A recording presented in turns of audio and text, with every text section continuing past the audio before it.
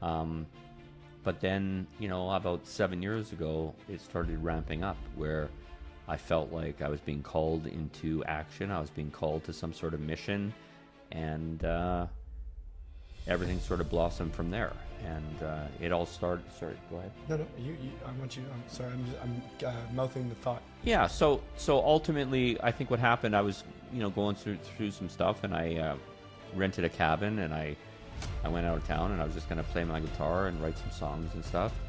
And my whole journey back into spirituality and back into this belief that perhaps I do have something I'm supposed to do on this earth was I stopped at a Subway restaurant late at night, and I started talking to this young girl named Micah.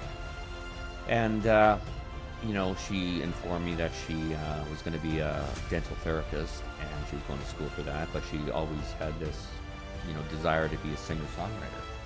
And I was trying to convince her. I said, look, if you know what you want to do at 18, you need to follow that dream. You need to be a singer-songwriter and, fail at that before you go and Yes. fail. Yes. You have time to fail. So anyways, I left that restaurant, and I went into my, I was about to drive away, and I saw my guitar in the back seat, and this profound feeling came over me where I was like, this isn't my guitar, this is her guitar. So I took the guitar back into the restaurant, and I laid it at her feet, and I said, this is going to sound crazy, but I think the universe wants me to give you this guitar. I've been carrying it around for you. And she opened it up, and she started crying because she knew what it was. It was a Gibson, and it was probably $6,000 or $7,000 guitar. Les Paul? Yeah, no, it was an acoustic. Okay. And and anyways, I gave her my phone number, and I said, have your parents call me or Google me or something, because I'm you can find me on the internet, and you can sort of see. I just didn't want her to think I was some weird old guy creeping on her. Yeah. So her mom texted me the next day and basically texted me this beautiful message about how I brought her daughter back into the light, and she's singing and writing songs again.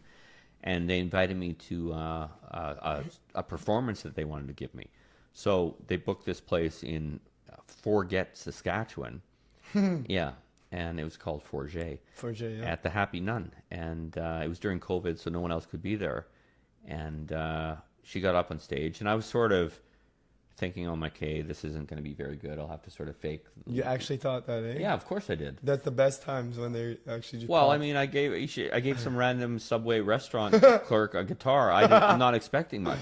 She got up on stage, and she honestly was better than Joni Mitchell. She had the most beautiful voice and the most profound songs that I literally started crying. And I realized at that point, there's no way this is a coincidence. It has to be some sort of profound, intervention by God that he wanted me to do this, or she wanted me to do this. Sorry, what were you telling me about? No, your I daughter? was just going to say that the last couple months have been extremely hard for her, and she's been panicking and stressing about her future. And she was planning on maybe applying for Ottawa to go to dental hygiene because it's hard to get into Regina. And she was, and just feelings were welling up. And then she just kind of broke this past week. And it was actually just 2 days ago you said, I'm not going to Ottawa, I can't do it. And I said, that's fine, don't. And then all of a sudden this happened.